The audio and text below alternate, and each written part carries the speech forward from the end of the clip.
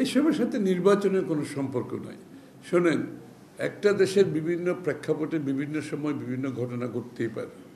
এটার সাথে বাংলাদেশকে একটা ডেমোক্রেটিক ট্রানজিশনে যে আমরা সিদ্ধান্তগুলো নিয়েছি এবং নির্বাচনের সময়সীমা যেটা বলা হয়েছে, এগুলোর সাথে কিন্তু বিভিন্ন ঘটনাবলীর সাথে কোনো সম্পর্ক নেই। এগুলো প্রত্যেকটা ঘটনার সাথে ভিন্ন ভিন্নভাবে সরকার এগুলোকে তাদের সিদ্ধান্তের মাধ্যমে এগুলো সমাধান দেবে। এইগুলোকে নির্বাচনের সাথে মিশিয়ে ফেলা, গুলিয়ে ফেলা বোধহয় ঠিক না। অনেকে চেষ্টা করে গুলিয়ে ফেলার জন্য, একটা কনফিউশন সৃষ্টি করার জন্য। নির্বাচনী কার্যক্রমের সাথে অন্যান্য যে বিষয়গুলো আছে, এরকম ঘটনা আরও অনেক কিছু ঘটতে পারে। এটার সাথে নির্বাচনী কার্যক্রমের সাথে কোনো সম্পর্ক নেই। এটা আপনি নর্মাল সিচুয়েশনেও যদি একটা নির্বাচনী ডেট সময় নির্ধারণ করা হয়, তার আগে সারা বছর ধরে অনেক কিছু ঘটতে থাকে। এটাকে নির্বাচনের সাথে লিঙ্ক করার কোনো কারণ নেই। নির্বাচনকে ঘোরাটা করার এই সমস্ত কর্মকাণ্ডের মাধ্যমে যে নির্বাচন ব্যবস্থা, নির্বাচনী কার্যক্রম ঘোলাটে হবে কেন? এটা তো আইন শৃঙ্খলা বাহিনীর কাজ, তার সেই দায়িত্ব পালন করবে। এবং বাংলাদেশের মানুষ এইসবের বিরুদ্ধে।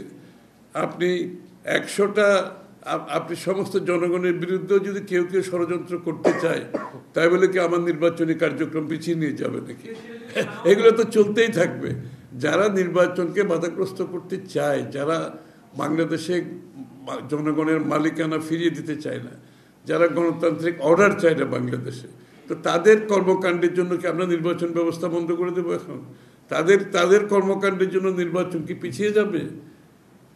তাদের কর্মকাণ্ডের জন্য যদি যারা নির্বাচনকে পিছিয়ে নেওয়ার চিন্তা করে, তাহলে তার মানে তারা গণতন্ত্রের বিরুদ্ধে শক্তি। এটা আমাদের পরিষ্কারভাবে বুঝতে হবে। এরা গণতন্ত্রের পক্ষে শক্তি হতে পারে না। সারা বিশ্ব, সমস্ত বাংলাদেশের মানুষ আজকে ফেব্রুয়ারির প্রথমার্ধে নির্বাচন সমাপ্তির দিকে এগিয়ে যাচ্ছে, নির্বাচনী কার্যক্রম নিয়ে এগিয়ে যাচ্ছে।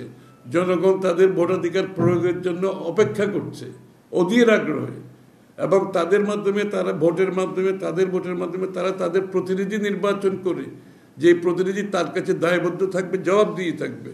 একটা গণতান্ত্রিক অর্ডারে বাংলাদেশ যেটা বিগত 15-20 বছর দেখে নেয়, তারা সেই গণতান্ত্রিক অর্ডারে ফিরে যাওয়ার জন্য জনগণ অপেক্ষা করছে।